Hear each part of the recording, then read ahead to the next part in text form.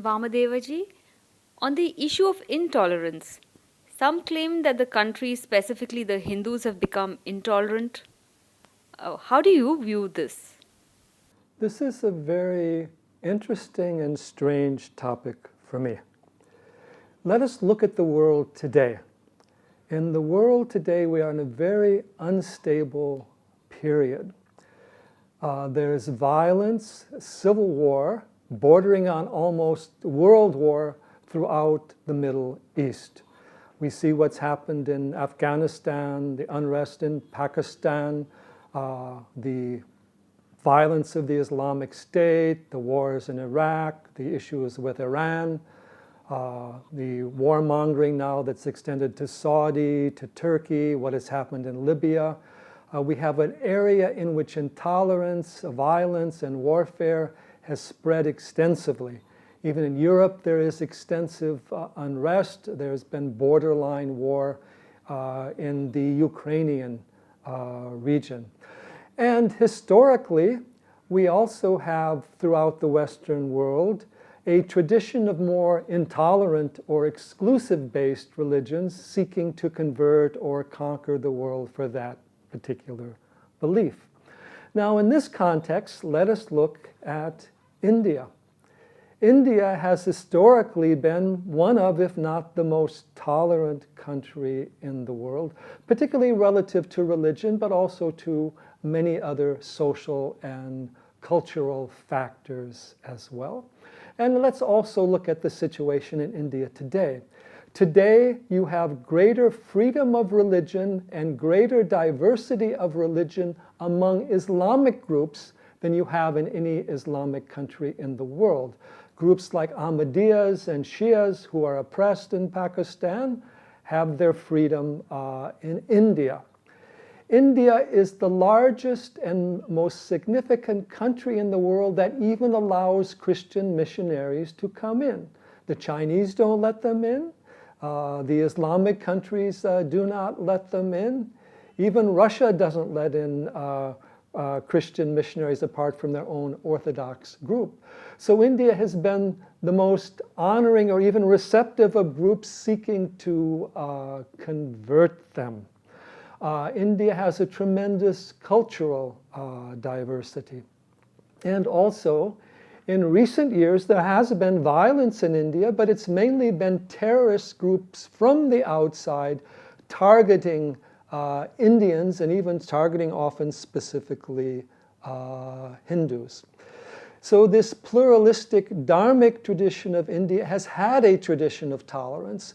That is one reason why the charge of intolerance is one that bothers people. In other parts of the world, they're generally intolerant, so we accept them as intolerant anyway and don't bother to raise the criticism. For example, Saudi Arabia, you cannot even bring any religious book other than the Quran into the country. No other religious institutions apart from Islamic ones are even allowed. Also in Pakistan, Hindus in Pakistan are among the worst treated group of any social religious minority in the world. Now, that being the background, India does have diversity of communities and even clashes of communities when communities have very different customs of diet, festivals, music, and other things. So clashes have gone on, but it's interesting that often the Hindus have been the victim of groups seeking to convert or conquer them. There is no tradition of India itself, or even particularly Hindus or Buddhists seeking to move out of India, conquer other countries. We don't have Hindu terrorists attacking other people in the world. We don't have massive Hindu missionary efforts throughout the world. We don't have Hindus in other countries causing law and order problems. In fact, the Hindus who live in countries outside of India, like the United States, are among the most affluent and best educated of people. What we have in India today is Hindus are beginning to speak out, which I think is a good thing, because Hindu culture and civilization has been under siege for centuries, and it continues to be under siege. In India today, Marxists have been writing the textbooks of the history of India, including telling Hindus what religion is. Marxists may have various skills in various areas, but I do not feel they have the knowledge to explain a history of a country like India, the politics of India, or even the spirituality or the religion of India. So because Hindus are awakening a certain pride in their tradition, which is certainly necessary and certainly their right, other groups are beginning to feel upset. And what's happened in India, there's been a divide and rule policy, not only from the British era, but even since independence, that places different castes against one another in order to get votes.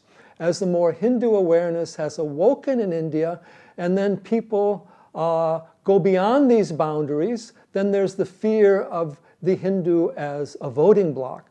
But we must remember that Hindus, as the most tolerant group, have never been a belligerent group that is seeking to take away the rights of others.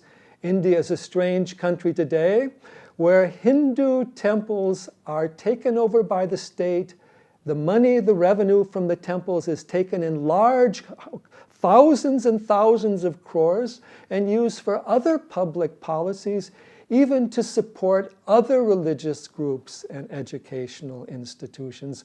So for Hindus to ask for their control of their own religious centers is hardly intolerance. In fact, it is a sign of the most tolerant society that has been excessively tolerant, as it were. So I think it's necessary for Hindus today to awaken and have the same human, social, economic, political, and religious rights of any other group in the country or any other group in the world.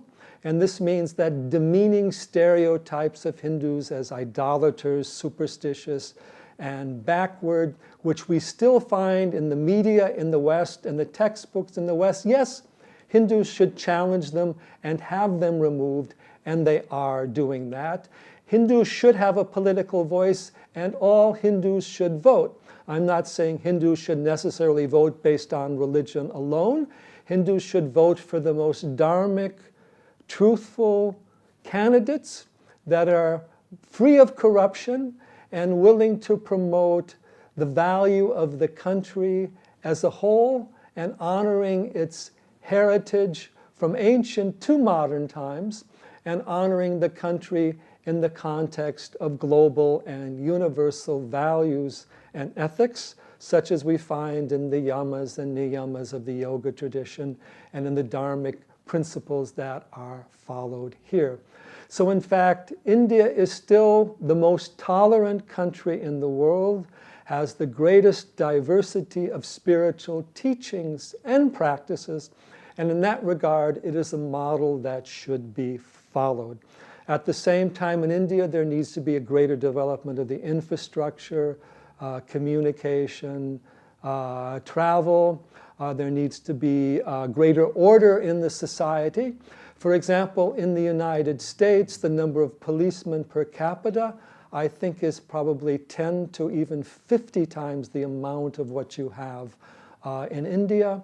There needs to be greater training of law enforcement. There needs to be greater protection from terrorist attacks.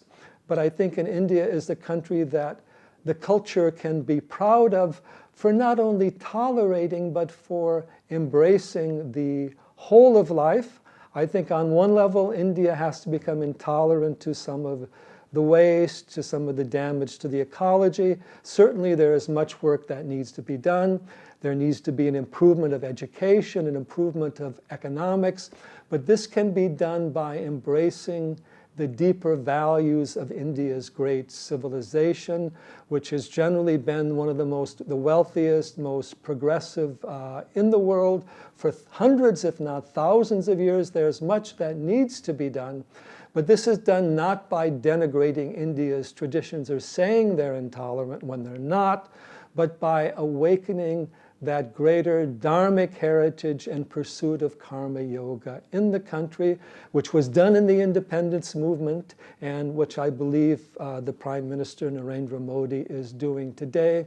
If this movement of dharmic values and karma yoga is followed not only by India but by the rest of the world, there will be no intolerance anywhere, but there will also be a respect for higher values, spiritual values, and for all of nature. Shri Gurubhyo Namaha.